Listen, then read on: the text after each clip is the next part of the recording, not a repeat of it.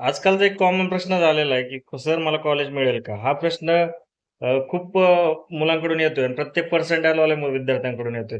तर 30 पासून 99 पर्सेंटाईलवाल्या सगळ्या विद्यार्थ्यांचा हाच प्रश्न असतोय, की मला पर्सेंटाईलनुसार कॉलेज कोणतं मिळेल?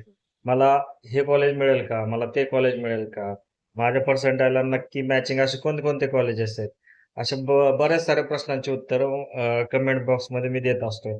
पण होतंय काय ह्या एका कमेंटवरून उत्तर देणं खूप अवघड जाते. कारण की एक समजा एखाद्या विद्यार्थ्याला 92% आहे, 95% आहेत. तर त्याला कोणतं कॉलेज मिळेल हे सांगणं कशावर डिपेंड आहे, तर त्याला काही फॅक्टर्स आहेत. त्या फॅक्टरचे आज आपण ह्या व्हिडिओमध्ये बघणार आहोत, की ते 5 ते 6 फॅक्टर आहे ज्याच्यामुळे तुमचं ॲडमिशन कोणत्या कॉलेजला, कोणत्या ब्रांचला होऊ शकतं, हे आपल्याला समजतं. हे 5-6 फॅक्टर प्रत्येक विद्यार्थ्यासाठी खूप महत्त्वाचे असतात. हे समजून घेतले तर तुम्हाला तुमचं जे कॉलेज आहे, ते मिळवण्यास मदत होते. ऑप्शन फॉर्म भरायला मदत होते.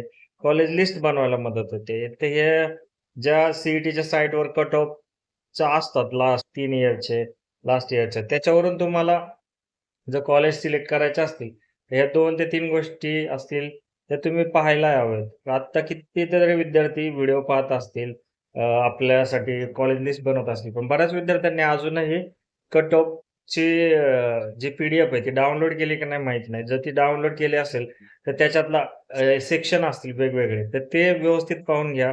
कारण प्रत्येक सेक्शनमध्ये समजा ओपन कॅटेगरीला किती कट ऑफ होता, ओ-बी-सीला किती कट ऑफ होता, हे सगळ्या गोष्टी दिलेल्या असतात. त्याच गोष्टीवर आजचा हा व्हिडिओ आहे. व्हिडिओ नक्की पूर्ण पहा. तुम्हाला समजून जाईल, की कोणकोणत्या गोष्टी आहेत ज्या आपण ॲडमिशनच्या वेळेस किंवा कॉलेज निवडताना पाहायला पाहिजेत. पर्सेंटाईल फक्त महत्त्वाचा पॉइंट नाही, तर पर्सेंटाईल बरोबरच बाकीच्या गोष्टी आहेत. समजा एखाद्या विद्यार्थ्याला 95 पर्सेंटाईल आलेला आहे. तो तो एकच पॉइंट नाही, की जिथे तुम्हाला ॲडमिशन मिळेल. तुम्हाला जे उरलेले पॉइंट आहेत, त्याच्यामध्ये पहिला पॉइंट येतो म्हणजे तुमची कॅटेगरी. कॅटेगरी म्हणजे तुम्ही कोणत्या कॅटेगरीशी बिलॉन्ग करता. ओपन, ओ-बी-सी, त्याच्यानंतर ई-डब्ल्यू-एस, एस-सी-बी-सी, त्याच्यानंतर असेल ते एस-सी कॅटेगरी, एन-टी कॅटेगरी, या सगळ्या ज्या कॅटेगरी आहेत, त्या रिझर्व्हेशन खूप महत्त्वाच्या ठरतात. एकाच पर्सेंटाईलचे विद्यार्थी जर कॅटेगरीमध्ये वेगवेगळे असतील, तर त्यांना रिझर्व्हेशननुसार कॉलेज वेगवेगळं मिळेल. 99 पर्सेंटाईलला विद्यार्थी ओपनमध्ये असेल आणि तोच एस-सीमध्ये असेल, तर एस-सीवाल्याचे चान्सेस वाढू शकतात. त्याचबरोबर जी कॅटेगरी आहे ती प्रत्येक वेळेस इम्पोर्टंट रोल प्ले करते. हां, पण ह्याचा अर्थ कॅटेगरीचा खूप सारा फायदा होतो असं धरून चालू नका. कारण की कट ऑफ हा त्या कॉलेजचा समजा 99 आहे, त्याला 79 वाला एस-सीचा विद्यार्थी ॲडमिशन घेऊ शकतो का? तर तिथे एस-सीचा पण एक ठराविक कट ऑफ असतो. ओ-बी-सीचा पण एक कट ऑफ असतो. तो कट ऑफ असतो. तो म्हणजे लास्ट इयरला त्या विद्यार्थ्यांनी अ, त्या ह्याला ॲडमिशन घेतलेलं. त्यामुळे ते लक्षात ठेवा. प्रत्येकाने तो पाहत जावा. मग त्यानुसार तुम्ही अप्लाय करताना लिस्ट बनवू शकता. म्हणून पहिला महत्त्वाचा पॉइंट आला कॅटेगरी. सेकंड महत्त्वाचा पॉइंट येतो, तो म्हणजे पर्सेंटाइल आणि कॅटेगरी या 2 गोष्टीचा विचार केल्यानंतर तिसरा पॉइंट येतो ब्रांच. आता एकाच कॉलेजला वेगवेगळ्या ब्रांचचा कट ऑफ वेगवेगळा असतो.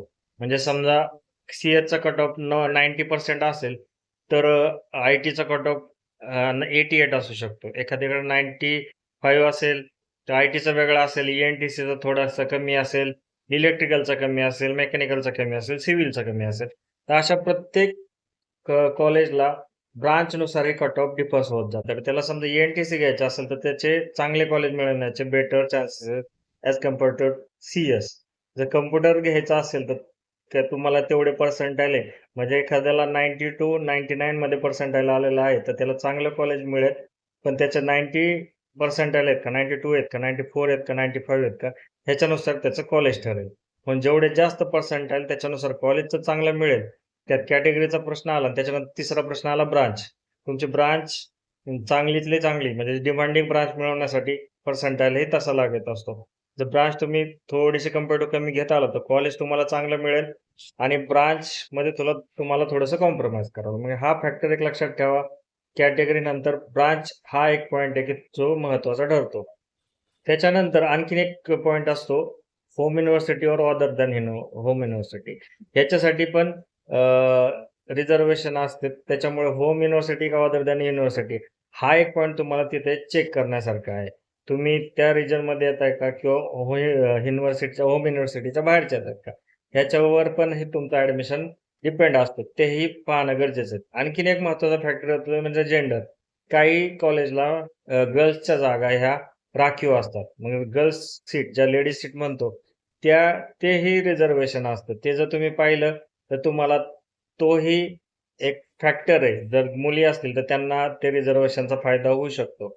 आणि आणखीन एक गोष्ट सांगतो, ज्या बऱ्याच विद्यार्थ्यांना TFWS हे माहीत नसतंय.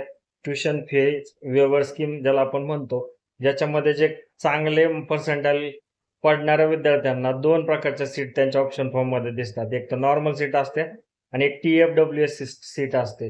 विद्यार्थी तेही घेऊ शकतात. जर तुम्हाला पर्सेंटाइल चांगले असतील आणि तुम्हाला TFWS स्कीमचा फायदा मिळाला, तर तुम्हाला ती सवलत मिळू शकते.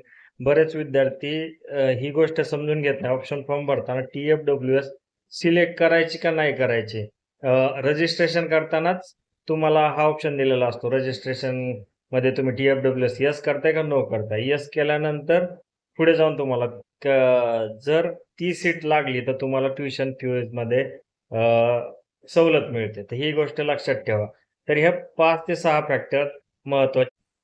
आणखीन एक महत्त्वाचा पॉइंट राहिला, की रिजन. ज्या रिजनमध्ये तुम्ही अप्लाय करताय, समजा पुण्यामधले तुम्ही कॉलेजेस निवडत असाल, तर त्यामधल्या ज्या कॉलेजला तुम्ही अप्लाय करताय, त्या गोष्टी तुम्हाला पाहाव्या लागतील. तुम्ही मुंबईचे पाहताय, त्या पाहताय. ह्यासाठी तुम्हाला प्रिव्हियस इयरचे कट ऑफ त्या सगळ्या प्रत्येक कॉलेजचे पाहायचे आहेत आणि त्यानुसार आपले कॉलेज निवडायचे आहेत. मग प्रिव्हियस इयरचा कट ऑफ हा एक मेन पॉइंट राहतो आणि जे रिजन्स आहेत, काही जण आपल्या जवळपासच्या कॉलेज पाहत असतात. त्यांचा कट ऑफ हाय असू शकतो किंवा लो असू शकतो. त्यानुसार तुम्हाला निर्णय घ्यायचा असतात. त्याच्यामध्ये आपण बऱ्याच वेळा विद्यार्थी काय करतात, हेच कॉलेज मिळेल का?